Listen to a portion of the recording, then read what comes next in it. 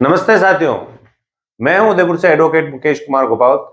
आज हम बात करेंगे चेक बाउंस के मामले में कि जो अभियुक्त है उसके पास पैसे नहीं है देने के लिए, यानी कि परिवादी से उसने पैसे तो लिए हैं, वो मान भी रहा है, मगर उसकी आर्थिक स्थिति इतनी खराब हो चुकी है कि अब उसके पास ना तो कोई संपत्ति बची है ना कोई पैसा है और वो परिवादी को पैसा नहीं दे सकता। यानी जो परिवादी ने जो मुकदमा किया है, मान लो ए परिवादी और बी अभियुक्त है, इसने इसको पैसा दिया, 1 लाख दिया, 5 लाख दिया और इसने इसको चेक दिया और ए ने मुकदमा कर दिया बी पे, चेक बाउंस। अब बी के पास पैसा नहीं है बिल्कुल ही। तो हम जानते हैं कि ऐसी स्थिति में बी अगर चेक का मुकदमा हार जाता है तो उसकी कितनी सजा होगी। बी खुद कोर्ट में जाके कह देता है कि साहब मैं ए मेरे पैसा मांगता है मगर मैं पैसा देने में असमर्थ हूं, तो कितनी सजा होगी? क्या सजा होने के बाद पैसे माफ हो जाएंगे या बी को पैसे देने पड़ेंगे तो किस तरीके से, और कौन सी परिस्थिति जिसमें पैसे नहीं देने पड़ेंगे और कौन सी परिस्थिति ऐसे जिसमें बी से पैसा ए वसूल कर सकता है। तो यानी कि अपन ये इस वीडियो में ये समझेंगे कि एक ऐसा व्यक्ति जो दिवालिया हो चुका है, यानी जिसके पास पैसा भी नहीं है, भले ही फरियादी ने उस पर मुकदमा कर दिया है मगर उस जिसके पास कुछ है ही नहीं, उससे क्या लोगे? तो उससे किस प्रकार से क्या पैसा वसूल हो सकता है, या कोई व्यक्ति ये सोचता है कि मेरे पास पैसा नहीं है, मैं सजा भुगतने को तैयार हूं, कि सजा भुगतने के बाद मुकदमे से छुटकारा मिल जाएगा, ये इस वीडियो में अपन समझेंगे। तो बी, एक बार बी की पॉइंट समझ लेते हैं, फिर ए के व्यू से समझेंगे, ठीक है? यानी कि अभियुक्त के पॉइंट से समझते हैं। मान लो कोई अभियुक्त जिसको यूं लगता है कि सामने वाला मेरे पैसा मांगता है और मेरे पास पैसा देने को नहीं है, तो उसके बाद दो रास्ते हैं। उसके पास ऐसा कोई सबूत भी नहीं है बी के पास जिससे वो ये साबित कर सके कि ये मेरे पैसा नहीं मांगता है। तो बी के जो अभियुक्त है उसके पास दो रास्ते हैं, ठीक है ना? एक रास्ता तो ये कि जो ए ने मुकदमा किया उसको स्वीकार कर ले कि हाँ साहब इसने मुकदमा किया है, मेरे पैसे मांगता, मेरे पास पैसा देने को नहीं, स्वीकार कर ले, ठीक है। दूसरा, मान लो अभी की सोचता है कि यार अभी तो नहीं है पर कुछ समय में मुकदमा लड़ता हूं, साल 2 साल 3 साल 5 साल, हो सकता है तब तक मेरे पास कहीं से पैसे आ जाए, यानी वो मुकदमा लड़े। तो अभियुक्त को इन दोनों में से कौन सा काम करना चाहिए? देखो, स्वीकार कर लिया तो चेक के मामले में कितनी साल सजा है? 2 साल की। स्वीकार कर लिया तो या तो 2 साल की सजा होगी, या जज साहब चाहे तो 1 साल की दे सकते हैं या 6 माह की भी दे सकते हैं, और जज साहब बहुत दयालु है तो 3 माह की भी दे सकते हैं। ऐसा कोई कानून नहीं है कि 2 साल की दी जाएगी, ठीक है ना, या 1 साल की दी जाएगी, जज साहब के ऊपर निर्भर है। तो जितनी भी सजा देंगे वो सजा भुगत लिया आपने, यानी सीधा ज्यादा पेशों पे जाना, वकील खर्चा, माथा पड़ी वाला काम इसमें नहीं। दूसरा काम जो अभियुक्त ज्यादातर करते हैं, मुकदमा लड़ते हैं, यानी कि जो मुकदमा लड़ते हैं 2 साल 3 साल निकल गया या 4 साल भी निकल गया, इसमें कुछ उनका पैसा भी खर्च होगा, आना जाने का खर्च होगा।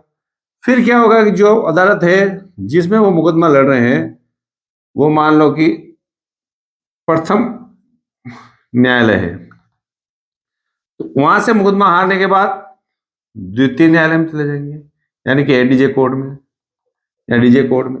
यहाँ पर इनको सिर्फ 20% पैसे जमा कराना पड़े। जैसे 1 लाख का मुकदमा है तो 20,000 रुपए जमा कराए, एक बार जमानत हो जाएगी।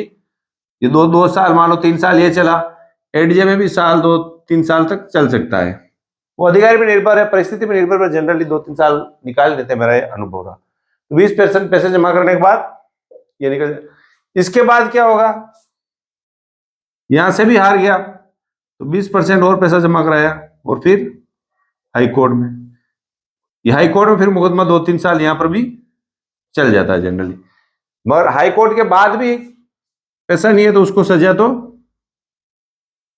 पक्की, यानी 5-6 साल निकाल देगा और 40% पैसा उसका जमा हो जाएगा, या 20% जमा करना, 2-3 साल निकल जाएंगे। मगर उसके पास अगर कोई प्लानिंग नहीं है, उसने पैसा नहीं लिया है और सामने वाले के पास पक्के सबूत है, मुकदमा तो परिवादी के पक्ष में ही जाएगा। इसलिए अभियुक्त को यह बात अभियुक्त करते हैं और लास्ट में फिर वो अभियुक्त खुद ही राजीनामा कर लेते हैं। उसमें कभी कभी क्या होता है, परिवादी ज्यादा पैसे भी ले लेता है कि इतने दिन तेरे मुकदमे में जुड़ा है, और राजीनामे की स्थिति है ही नहीं, अपना वीडियो का टॉपिक ही है, तो फिर लास्ट में जाके क्या है, 20% पैसा भी उससे जमा नहीं होगा, तो साल 2 साल निकले फिर सजा भुगतनी है। उसमें साल होगी 2 साल होगी, जो भी सजा होगी उसमें हो जाएगी, यानी 1-2 साल का समय निकला। फिर अपन बात करते हैं, मान लो सजा भुगत ली उसने, जज साहब ने 1 साल की सजा दे दी, उसने कहा बहुत सारे मुकदमे हैं, कौन माथा पड़ी करे, अपने तो आराम से अंदर बैठ जाते हैं, इतना रुपया है ही नहीं, इतना रुपया तो मैं इसको दूंगा, इतना तो मैं बाहर कमा ही नहीं सकता। मान लो किसी आदमी ने 10 लाख का चेक भर दिया, ठीक है, अब अभियुक्त की स्थिति ऐसी नहीं है कि 1 साल की मान लो उसको सजा होती है, वो देखता है कि 1 साल में कौन सा 10 लाख कमा रहा हूं, अंदर बैठ जाता हूं, जाके बैठ गया, सजा भुगत ली उसने। तो क्या सजा भुगतने पर पैसे माफ हो जाएंगे? तो इसका उत्तर क्या है, नहीं माफ होंगे। तो दूसरा उत्तर है हाँ माफ हो जाएंगे, सजा भुगतने पर हाँ माफ हो जाएंगे, एक तो उत्तर ये, दूसरा सजा भुगतने पर माफ नहीं होंगे। ये क्या बात हुई वकील साहब, आप दोनों बात कर रहे हो, दोनों बात सही कह रहे हो। मान लो जो बी जैसा व्यक्ति जिसने सजा भुगत ली, उसके नाम पर कुछ भी संपत्ति नहीं है, ना उसके नाम पर खेत है, ना कोई प्लॉट है, ना कोई मोटरसाइकिल है, ना कोई कार है, ना कोई कारखाना है, कुछ भी नहीं, फटक दिवाली बोलते हैं इसको, है ना। तो ये जो व्यक्ति है सजा भुगतने के बाद वो उससे पैसा वसूल नहीं कर सकता। दूसरा, उसके पास अगर कोई संपत्ति है और उसने सजा भुगत ली है, तो एक को क्या करना पड़ेगा, सजा भुगतने के बाद धारा 421 CRPC, ठीक है, इसमें वो आवेदन करेगा कि साहब जो मेरा जो प्रतिकर की राशि है, जो न्यायालय ने प्रतिकर मुझे दिलाया है, वो मुझे प्रतिकर की राशि दिलाई जाए। तो कोर्ट क्या करेगी, बी के नाम पर कोई संपत्ति है, कोई मकान है, कोई खेत है, जिसमें बी का नाम होना चाहिए, बी के पिताजी का नाम है, नहीं चलेगा। मकान किसी के ही नाम का नहीं है, कुछ पट्टा ही नहीं है, ऐसे रह रहे हैं तो भी नहीं चलेगा। गाड़ी के कागज भले बी चला रहा है पर गाड़ी के कागज का मालिक कोई और है तो भी नहीं चलेगा, यानी बी के नाम का कोई डॉक्यूमेंट है तो ही उसे प्रतिकर की राशि इस 421 में आवेदन करेंगे। फिर उसके आपको डॉक्यूमेंट आपको खुद को लगाना पड़ेगा कि इसके नाम की संपत्ति बेचकर मुझे पैसा दिलाया जाए, तो कोर्ट आपको पैसा बेचकर दिला सकती है। यह एक मुश्किल काम है मगर संभव है, क्योंकि अभी मैंने एक मुकदमा ऐसे किया था, उसमें 5 लाख का मामला था, उसने क्या किया, 6 महीने की सजा हुई थी, उसने 6 महीने की सजा भुगत ली। और फिर क्या हुआ था कि उसके पास कुछ खेत थे, तो हमने क्या किया, खेत की विक्रय की लगी, तो न्यायालय ने विक्रय के आदेश कलेक्टर साहब को दिए, कलेक्टर साहब ने विक्रय करा के न्यायालय में पैसा जमा कराया और न्यायालय से उस व्यक्ति को पैसा मिल गया। जो कुर्की का पैसा वो कट जाता है, बाकी पैसा मिल जाता है।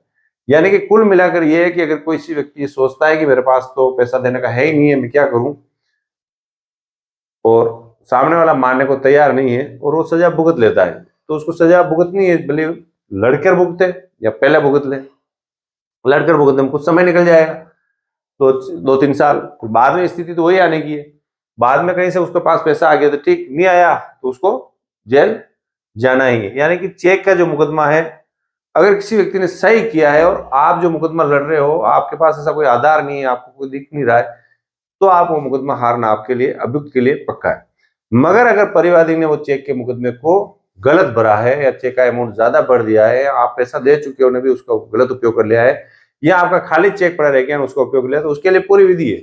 उसके लिए मैं अपने वीडियो पे कम से कम 60-65 वीडियो बना चुका हूं कि आपको कौन सी प्लानिंग करनी चाहिए, किस प्रकार से थाने में कार्रवाई, किस प्रकार से बैंक में कार्रवाई करनी चाहिए, किस प्रकार से नोटिस का जवाब देना चाहिए, किस प्रकार से आपको प्लानिंग बनानी चाहिए ताकि आप मुकदमा जीत सको। यानी कि अगर आपके साथ धोखाधड़ी हुई और आपके चेक का गलत उपयोग कर लिया है तो आपको निश्चित रूप से मुकदमा लड़ना चाहिए।